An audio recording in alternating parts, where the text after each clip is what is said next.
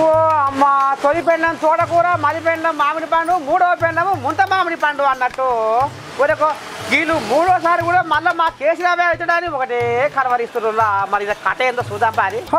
దయా దాటిది గుణం మొండిది అయినందుకే కేసీరావు తోక కోసం అని తెలంగాణ జనాలు కోడై కూస్తుంటే లేదు లేదు 6 నెలల్లో మళ్ళా కేసీరావే ముఖ్యమంత్రి అవుతాడని ఒకటే ఊదర కొడుతురులా బాబా మరుదులు.